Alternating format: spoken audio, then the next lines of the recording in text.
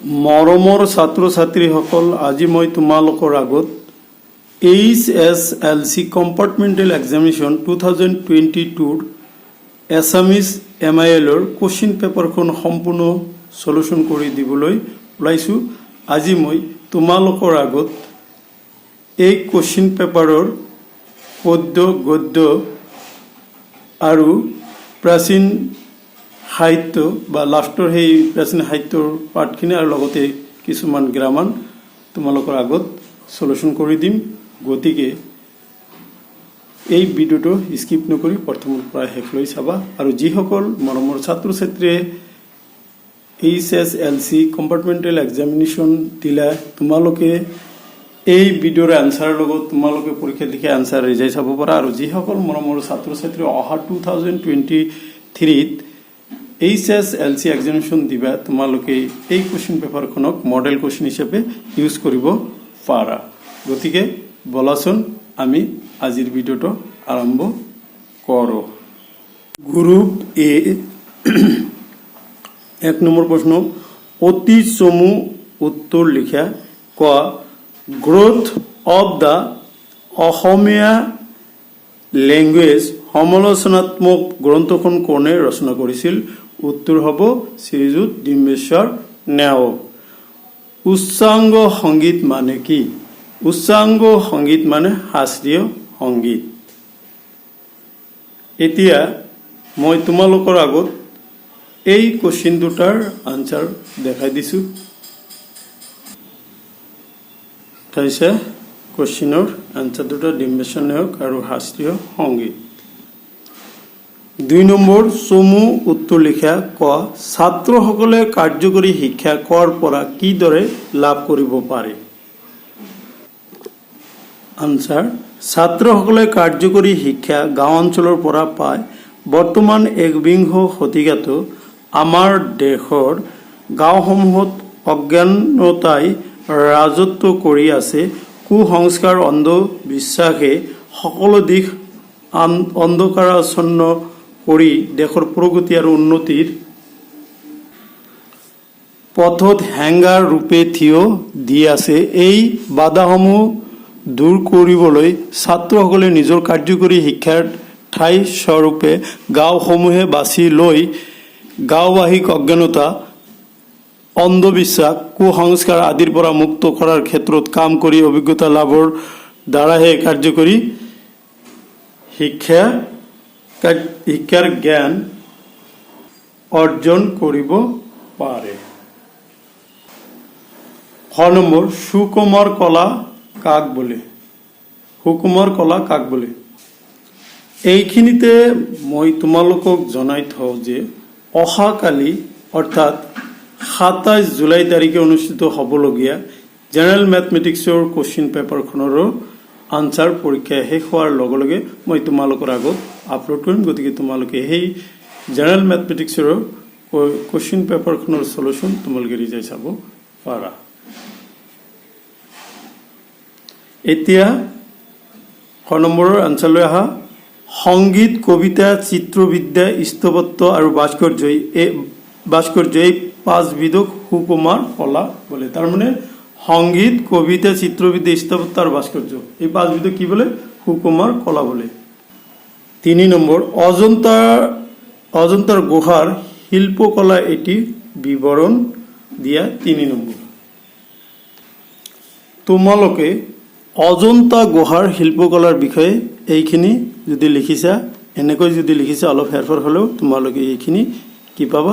ফুল number পাবা। এইখিনিয়ে তোমালোকে অজন্তা গুহাৰ আনচাৰ। অ'কে, তথাপি মই তোমালোকৰ আগত এবাৰ মাতি দিছোঁ। যিবোৰ প্ৰাচীন শিল্পকলাই ভাৰতীয় ইতিহাসক যুগৰ সৃষ্টি কৰি আহিছে, তাৰে ভিতৰত অজন্তাৰ শিল্পকলাই এক উল্লেখনীয় স্থান অধিকাৰ কৰি আছে। অজন্তাৰ শিল্পকলাৰ এটি মূল দিশ হ'ল চিত্ৰশিল্প। এই চিত্ৰবোৰে ভাৰতীয় সংস্কৃতিৰ বৌদ্ধ যুগৰ কথা সোঁৱৰাই দিয়ে। অজন্তাৰ ছবিবোৰত মূলতঃ 2টা ভাৱ বস্তু প্ৰকাশ পাইছে। এটা হ'ল সন্ন্যাস জীৱন আৰু আনটো হ'ল সমূহীয়া জীৱন। 2বিধ ছবি একেলগে অংকন কৰা হৈছে।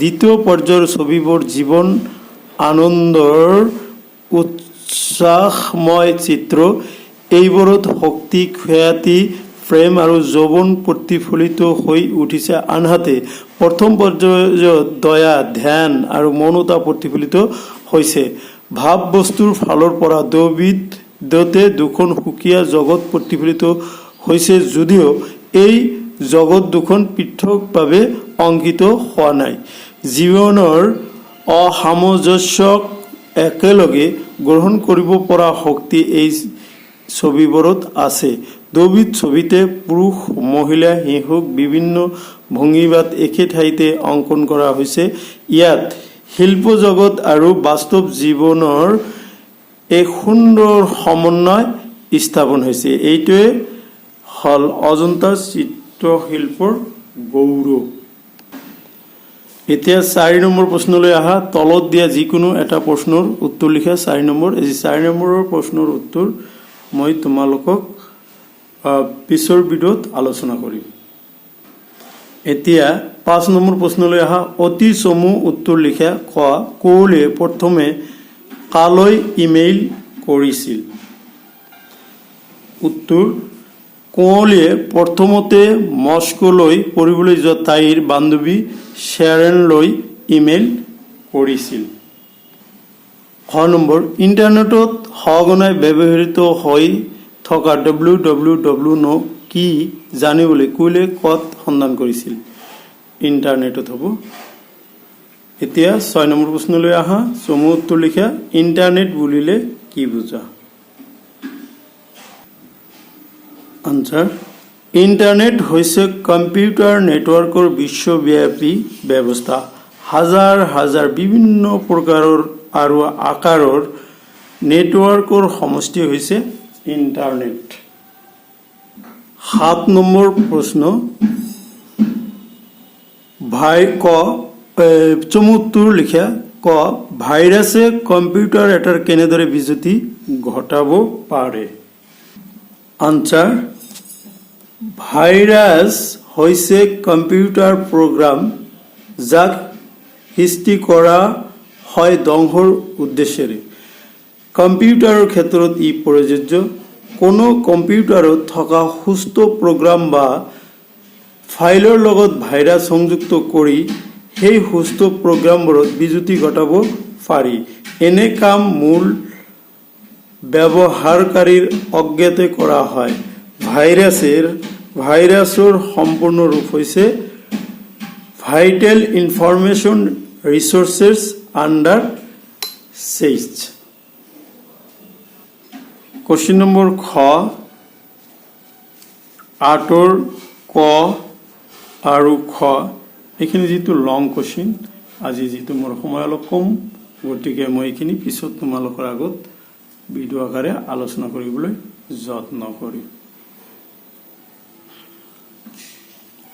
9 নম্বৰ তলৰ যিকোনো এটা প্ৰশ্নৰ অতি চমু উত্তৰ লিখা হৰি হেৰৰে বাপ পখিল চৰণে নেৰিবা বান্ধৱ মোক জীৱনে মৰণে কবিয়ে কাক বান্ধৱ বুলি সম্বোধন কৰিছে ইয়াতে কবিয়ে কি ভগৱানক বান্ধৱ বুলি সম্বোধন কৰিছে তাৰপিছত খ নম্বৰ মক্কাৰ দুৱাৰত বান্দা মাৰিলে সংসাৰ ইয়াত বান্দা শব্দৰ অৰ্থ কি বান্দা শব্দৰ অৰ্থ হ'ল বৃত্ত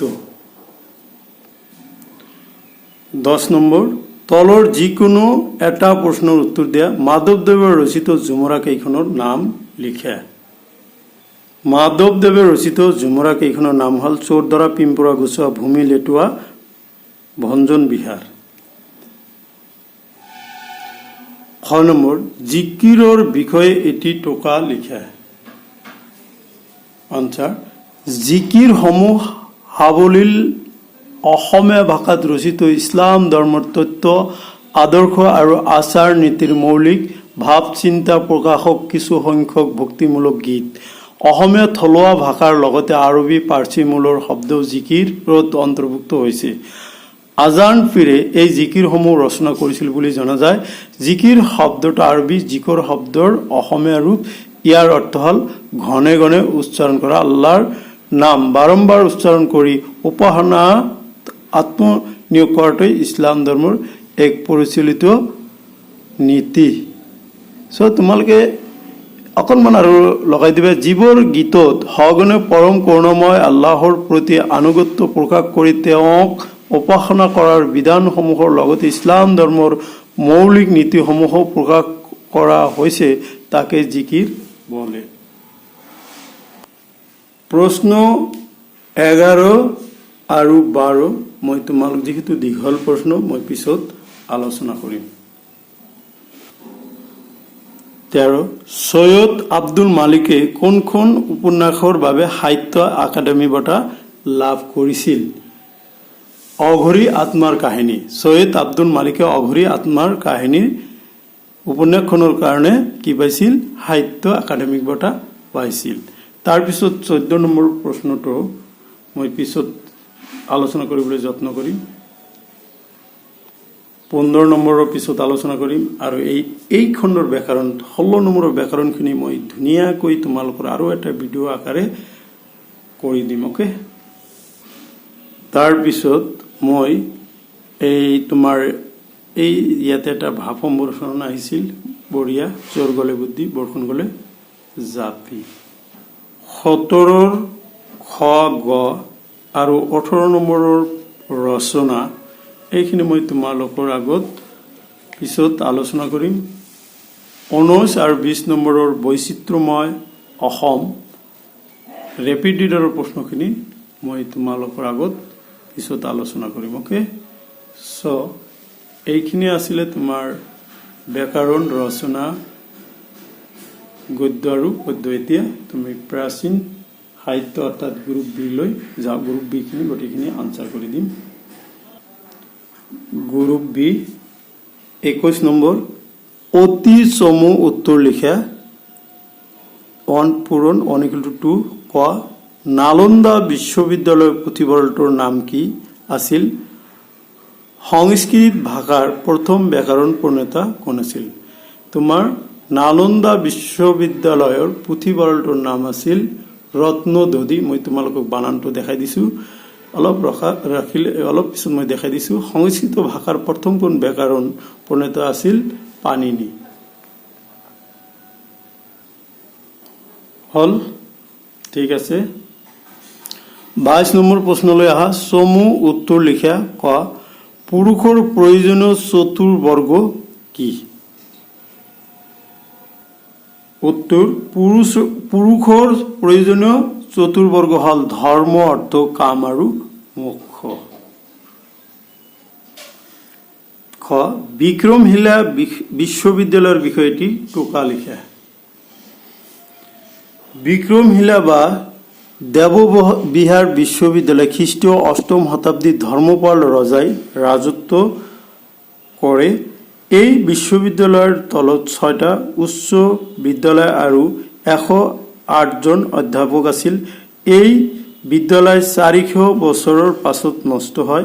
ছাত্ৰ থাকিবৰ নিমিত্তে বিদ্যালয়ৰ গাতে লগা 4খন সত্ৰ অৰ্থাৎ ছাত্ৰাবাস আছিল। তাত ছাত্ৰবিলাকে বিনা খৰচে খাবলৈ আৰু থাকিবলৈ পাইছিল। তাৰপিছত আহা যে 23 নম্বৰ প্ৰাচীন ভাৰতীয় শিক্ষা প্ৰবন্ধটোৰ পৰা তুমি কি কি মূল্যায়ন কথা শিকিলা? চমুকৈ লিখা। আনসাৰ আমাৰ পাঠ্যপুথিত সন্নিবিষ্ট প্ৰাচীন ভাৰতীয় শিক্ষা প্ৰবন্ধটি নিঃসন্দেহে মূল্যৱান কথাৰে ভৰপূৰ। প্ৰাচীন কালত ভাৰতবৰ্ষত শিক্ষা ব্যৱস্থা কিমান উন্নত আছিল সেই বিষয়ে পাঠটোত স্পষ্টভাৱে উল্লেখ কৰা হৈছে। যীশু খ্ৰীষ্টৰ জন্মৰ আগে ভাৰতবৰ্ষত বিশ্ববিদ্যালয় শিক্ষাৰ বাহক আছিল। সেই কথা পাঠৰ পৰা জানিলোঁ। তাহানি এখন দুখন নহয়, এনেকৈ 6খন বিশ্ববিদ্যালয় ভাৰতত আছিল আৰু তাৰ ভিতৰত বিশ্ববিখ্যাত নালন্দা বা বহু চৰ্চিত তক্ষশিলা আছিল। এই কথা জানি আচৰিত হৈছোঁ। বিশ্ববিদ্যালয়সমূহত ভাৰতৰ বিভিন্ন দিশৰ বিশিষ্ট ব্যক্তি যেনে বুদ্ধদেৱৰ চিকিৎসক জীৱক, সংস্কৃত ভাষাৰ প্ৰথম ব্যাকৰণ প্ৰণেতা পাণিনি আৰু ৰাষ্ট্ৰবিজ্ঞানৰ বিচক্ষণ পণ্ডিত চাণক্যও ছাত্ৰ হিচাপে অধ্যয়নৰত আছিল। প্ৰথমবাৰলৈ পাঠৰ পৰা এই কথা শিকিলোঁ। বিশ্ববিদ্যালয়সমূহত অত্ৰিয় ঋষি, নাগাৰ্জুন, শিলভদ্ৰ আদিৰ দৰে ইতিহাস প্ৰসিদ্ধ লোকসকলে শিক্ষকতা কৰা কথাটোও প্ৰবন্ধটো পঢ়িহে জানিলোঁ। যুগ যুগ আগৰ এই বিশ্ববিদ্যালয়সমূহৰ কোনোবাটোত আছিল সত্ৰ বা ছাত্ৰাবাসৰ ব্যৱস্থা, ক'ৰবাত আছিল নতলীয়া পুথিভঁৰাল, কোনোবাখন আছিল আকৌ ভাৰতৰ সকলো পণ্ডিতৰ মিলনভূমি। এই অতি মূল্যৱান কথাবোৰ আজিৰ যুগত ভাবিবই নোৱাৰি, অথচ পাঠটো পঢ়ি সত্য বুলি বুজিলোঁ। প্ৰাচীন ভাৰতৰ শিক্ষাৰ উদ্দেশ্য আছিল মানুহৰ অসহজ ভিত্তিক দলিয়াই সহজ বৃত্তিসমূহ তুলি তালি গঢ় দি জীৱন যুদ্ধৰ নিমিত্তে তেওঁলোকক সাজু কৰা আৰু এখন সুস্থ সমাজ গঠন কৰা। এই কথা পাঠৰ পৰা সুন্দৰভাৱে বুজিব পাৰি। প্ৰাচীন ভাৰতত কেইটা বিশ্ববিদ্যালয় আছিল? বিশ্ববিদ্যালয়সমূহৰ নাম লিখা। Very easy question. প্ৰাচীন ভাৰতত 6টা বিশ্ববিদ্যালয় আছিল। নাম্বাৰ 1 তক্ষশিলা, 2 শ্ৰীধান্য কটক, 3 নালন্দা, 4 উদান্তপুৰী, 5 দেৱবিহাৰ বা বিক্ৰমশিলা আৰু 6 উজ্জয়িনী। 24 তলৰ যিকোনো এটা প্ৰশ্নৰ অতি চমুকৈ উত্তৰ লিখা। কানাই চাতুৰী কবিতাটোৰ কবিজনৰ নাম কি? Very easy question. Sridhar Kandali. কি ৰূপ ধাৰণ কৰি কৃষ্ণই বলিক ছলনা কৰিছিল? বামন ৰূপ ধাৰণ কৰি। ঠিক আছে। কানাই চাতুৰী কবিতাটোত কাঠবাজি বুলি কাক কোৱা হৈছে? কানাই চাতুৰী কবিতাটোত কাঠবাজি বুলি যশোদাক কোৱা হৈছে। ইয়াৰ অৰ্থ কি? কাঠবাজি শব্দৰ অৰ্থ হ'ল যি তিৰোতাৰ সন্তান নাই। এই অপবাদৰ পৰা তেওঁক কোনে ৰক্ষা কৰিছিল? শ্ৰীকৃষ্ণই। এতিয়া 26 নম্বৰ প্ৰশ্নলৈ আহা। তলৰ যিকোনো তলত দিয়া প্ৰশ্নৰ উত্তৰ লিখা। 3 পূৰণ 2 ক মোহিনী স্বৰূপে অমৃত পিয়ালো সাধিল দেৱৰ কাম। কোনে মোহিনীৰ ৰূপ ধাৰণ কৰিছিল? তেওঁ কাক অমৃত খুৱাই দেৱতাৰ কাৰ্য সাধন কৰিছিল? পাঠৰ আধাৰত খৰচী বাণী লিখা। আনচাৰ: বিষ্ণু বা কৃষ্ণই মোহিনী ৰূপ ধাৰণ কৰিছিল কি? তেওঁ কাক অমৃত খুৱাইছিল? যে কৃষ্ণই দেৱতাক অমৃত খুৱাই অমৰত্ব প্ৰদান কৰিছিল। তাৰপিছত এইখিনি তোমালোকে অকণমান লিখি দিলে হৈ যাব। খ নম্বৰটো পিছত দিবলৈ চেষ্টা কৰিম। এতিয়া 27 নম্বৰ প্ৰশ্নলৈ আহা। ক তলৰ বাক্যটি শুদ্ধকৈ লিখা। মই 10মান শ্ৰেণীত পঢ়ো। মই 10ম শ্ৰেণীত পঢ়া হ'ব। খ তলত দিয়া শব্দ দুটা একোটাকৈ সমাৰ্থক শব্দ লিখা। কাপোৰ বস্ত্ৰ হ'ব, এন্ধাৰ আন্ধাৰ হ'ব। গ তলত দিয়া শব্দ দুটাৰ বিপৰীত লিংগ লিখা। কৰ কৌৰী হ'ব, সপনা সপনীয়া হ'ব। ঘ তলত দিয়া যিকোনো 3টা শব্দৰ আধুনিক ৰূপ লিখা।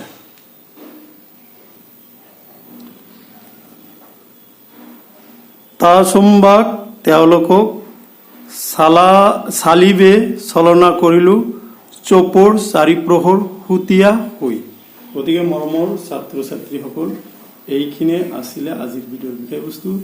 মই এইটো অসমীয়া বিষয়ৰ আৰু এটা ভিডিঅ' তোমালোকৰ আগত ব্যাকৰণ আৰু বাকী প্ৰশ্নলৈ কৰিম। সেই ভিডিঅ'টো তোমালোকে চাবা বুলি আশা কৰি আজিৰ ভিডিঅ' ইয়াতে সমাপ্ত কৰিলোঁ।